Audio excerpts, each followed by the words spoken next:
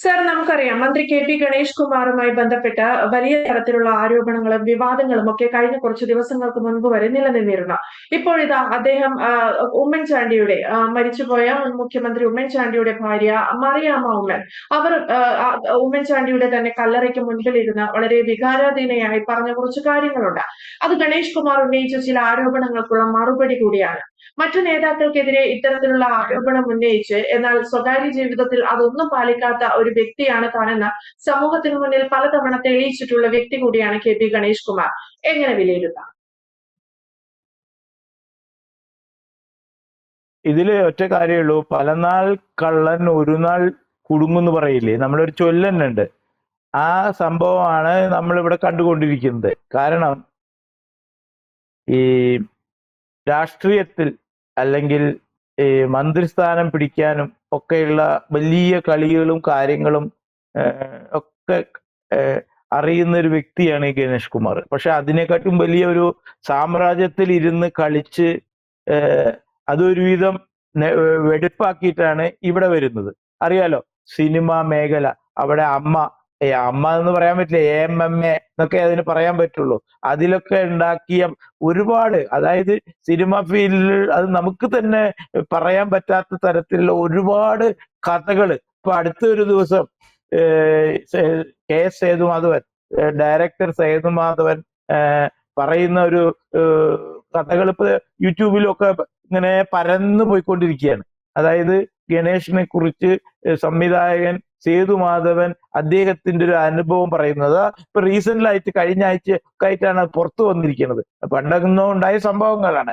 അത്തരത്തിലുള്ള ഒരു വ്യക്തി ഇത് നമ്മളറിയാലോ, കഴിഞ്ഞ ഉമ്മൻചാണ്ടി മന്ത്രിസഭയിലെ മന്ത്രിയായിരുന്നു.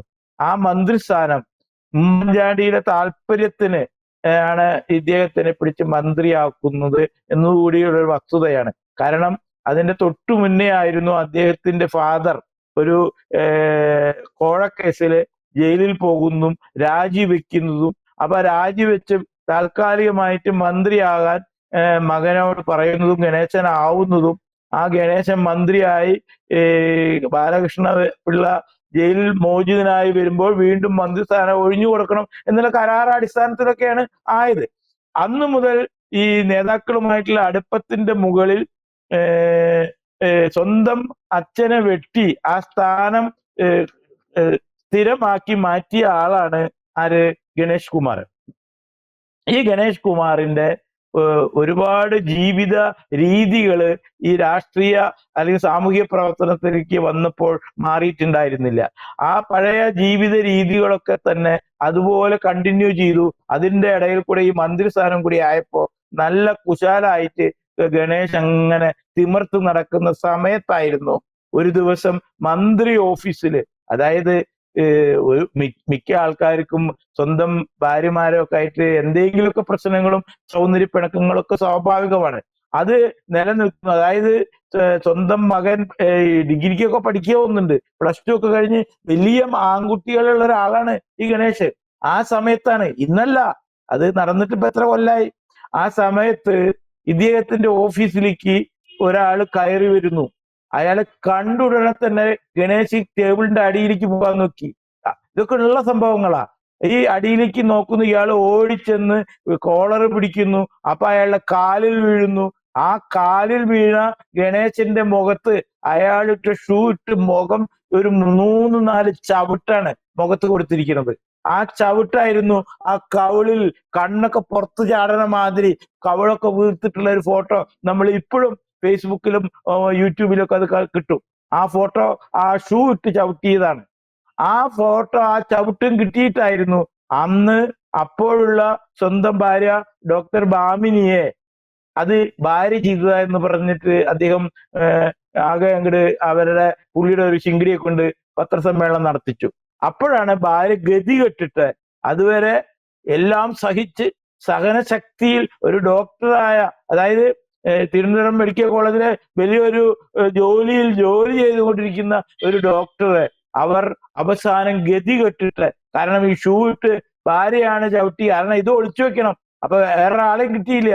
ആ ഭാര്യയോടുള്ള ചെറിയ എന്തോ ഒരു ദേഷ്യമാണ്, അതിനുവേണ്ടി അത് ഭാര്യ ചെയ്തു എന്ന് അങ്ങോട്ട് വരുത്തി. അപ്പോ ഭാര്യ ശരിയായ രീതിയിൽ പീഡനത്തിന് കംപ്ലൈന്റ് കൊടുക്കുകയാണ് പോലീസിന്. ഈ കംപ്ലൈന്റ് കിട്ടിയപ്പോ പെട്ടതാരാണ്? അന്നത്തെ മുഖ്യമന്ത്രിയാ. ആ മുഖ്യമന്ത്രി പെട്ടെന്ന് മന്ത്രിസഭ കൂടി. പുലർച്ചെയാണ് മന്ത്രിസഭ കൂടിയത്. രമേശ് ചെന്നിത്തല, കുഞ്ഞാലിക്കുട്ടി, എല്ലാവരും പുലർച്ചെ മന്ത്രിസഭ കൂടി. അതായത് ഈ സ്ത്രീ നിസാര സ്ത്രീയല്ല. തിരുവനന്തപുരം മെഡിക്കൽ കോളേജിലെ HOD അങ്ങനെ എന്തോ ഒരു വലിയ ഇതിന്റെ ഹെഡായിട്ടോ മറ്റോ ജോലി ചെയ്യുന്ന ഒരു ഡോക്ടറാണ്. അവരുടെ കംപ്ലൈന്റ് ആണ് കിട്ടിയിരിക്കുന്നത്. നിസാരമല്ല. അവർ പുലർച്ചെ കൂടിയ മീറ്റിംഗിൽ ഗണേശനോട് പീഡന കേസാണ്, അറസ്റ്റ് വരും, വേഗം രാജിവെക്കാൻ പറയാണ്. അങ്ങനെ രാജിവെച്ചു. പക്ഷേ ഈ അന്നത്തെ ആ മുഖ്യമന്ത്രി ഉമ്മൻചാണ്ടിനെ ഈ ഗണേശൻ തന്നെ പിന്നീട് ഏതോ ഒരു വലിയ കുടുക്കാൻ വേണ്ടിയിട്ട് ഈ ഒരു സരിത കേസ് അറിയാലോ. അതൊന്നും മുഴുവൻ ഞാനിവിടെ ചർച്ച ചെയ്യാൻ ഉദ്ദേശിക്കുന്നില്ല. സരിത പറഞ്ഞ ഒരുപാട് കഥകളുണ്ട്. സരിതയുടെ കുട്ടികളുടെ കഥകൾ പറഞ്ഞ കഥകൾ ഒരുപാട് പറഞ്ഞാൽ ഗണേശന് ഇനി ഇവിടെ ഇരിക്കാൻ പറ്റില്ല. അതൊക്കെ ഇപ്പോഴും യൂട്യൂബിൽ സരിതയുടെ എഴുത്ത് നോക്കി കേട്ടാൽ എല്ലാവർക്കും മനസ്സിലാവും. ആ സരിതയെ കണക്ട് ചെയ്തുകൊണ്ട്, ഉമ്മൻചാണ്ടിയെ കണക്ട് ചെയ്തുകൊണ്ടുള്ള കഥകൾ അങ്ങോട്ട് ഇറക്കുകയാണ്. അതായിരിക്കാം ഇന്ന് ഉമ്മൻചാണ്ടിയുടെ ഭാര്യ വളരെ വിഷമിച്ച് ഇപ്പോഴത് പറഞ്ഞിട്ടുണ്ടാവുക.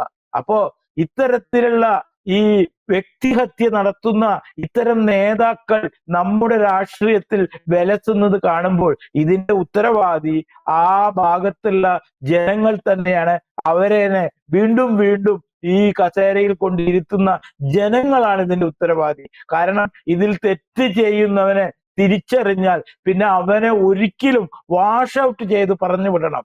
എന്നാലാണ് അവന്മാര് ഇതിൽ നിന്ന് പാഠം പഠിക്കുകയുള്ളൂ, മറ്റുള്ളവർ ഈ തെറ്റ് ചെയ്യാതിരിക്കുകയുള്ളൂ.